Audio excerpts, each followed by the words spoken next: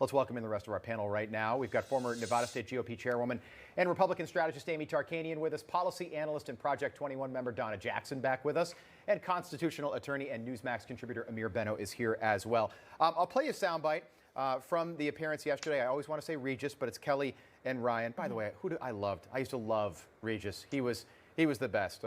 Rest his soul, Regis. He was a legend. So Dr. Fauci is on yesterday, and Dr. Fauci talked about 2-year-olds being able to get the vaccine. I've got a 2-year-old, and he talked about 2-year-olds being able to get the vaccine real soon. Take a listen.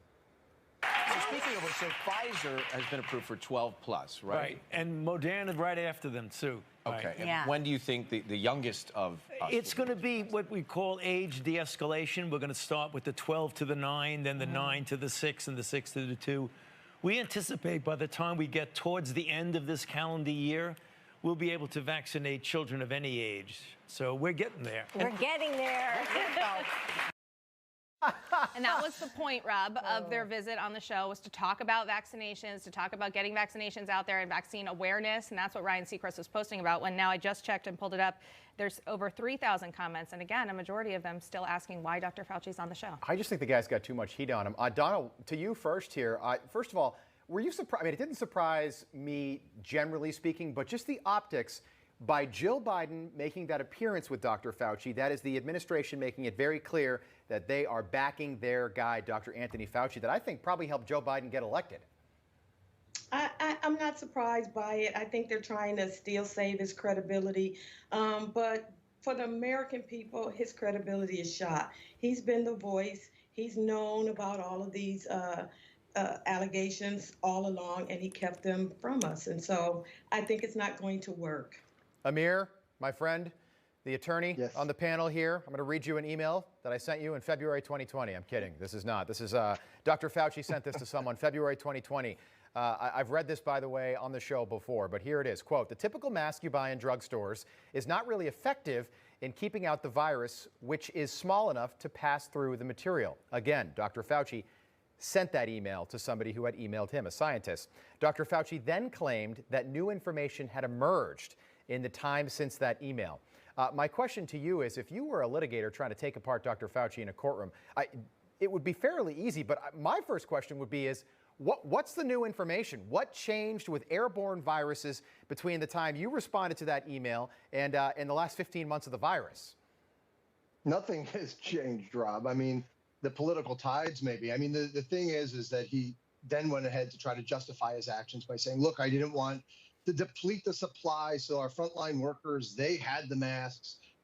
He has a justification for everything. A year ago, he denounced the possibility that this virus came from a laboratory. And now his emails are showing that, in fact, he not only did he recognize it, but years ago, he says that that's a likely thing that could happen. Look, we really need to investigate. This guy's credibility is shot. We shouldn't be putting him on a platform. We shouldn't be putting him on national shows. And I think the investigations are going to come. And I think things are good. Just like with Andrew Cuomo. Everybody was, exalting him and how quickly he fell. Amy, honestly, why was everyone in the media so afraid of asking tough questions when this was all going on?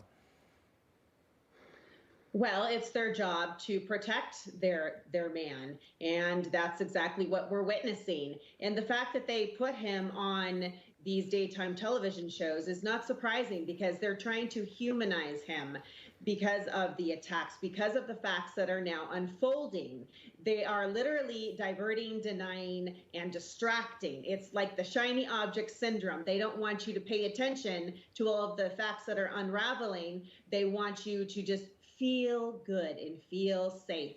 And I find it funny that when the audience applauds after he just informs that your 2-year-old should be injected with a vaccination on top of all the other vaccines that are already on the list that are mandatory, they're all applauding. But if you've ever been to a television studio, which I'm assuming you have, you know that there are floor managers that tell you when to clap and when not to clap. Yeah, so, exactly.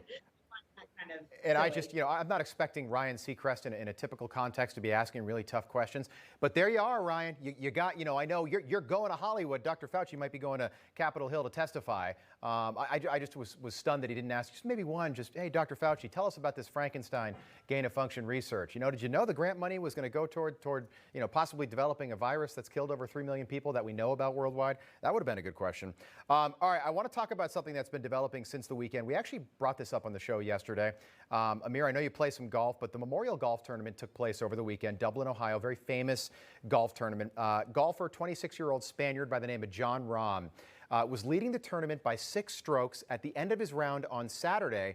An official from the PGA, let's play, we've got the video and I'll narrate here, but an official came up to Rahm right there with the black mask. The official says, hey, you've tested positive for coronavirus, so we've got to pull you from the final round of the tournament, which would be the following day on Sunday. So you can see Rahm, he's leading by 6 strokes. Sunday, unless he has a complete collapse, he's basically a lock to win it. He's totally asymptomatic.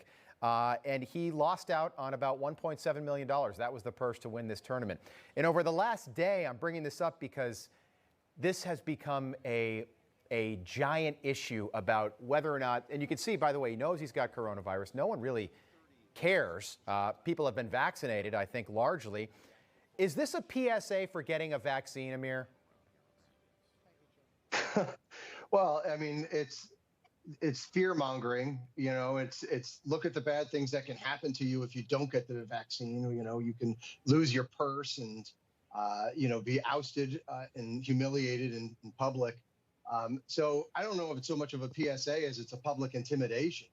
I just think it's the degree to which people have are trying to fearmonger regarding getting the vaccines and is really on a scale we haven't seen before, and it's a shame. I'm going to ask one more question just because we don't have a lot of time, so we'll eat into some of the time we have on the other side with you guys, but I want to stay on this just for a moment. Donna, he had a hole-in-one on Saturday. So talk about being asymptomatic. He felt so good that he had a hole-in-one while he was COVID positive on Saturday during the round. He was leading the tournament. I think, my goodness, this is golf. Can't you socially distance pretty easily while you're playing a round of golf? Absolutely. And they were outside. It's just this kind of micromanaging and control that we have to keep over people.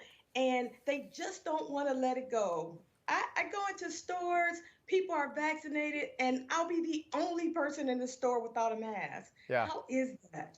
I think at the very least, guys, the PGA could have done a much better job at handling that. Why tell him outside when the cameras are on? Why not tell him after he goes in to fill out his scorecard? Anyway, you're going to see a lot more about that story today. Panel, we'll see you guys in just a couple of minutes on the other side.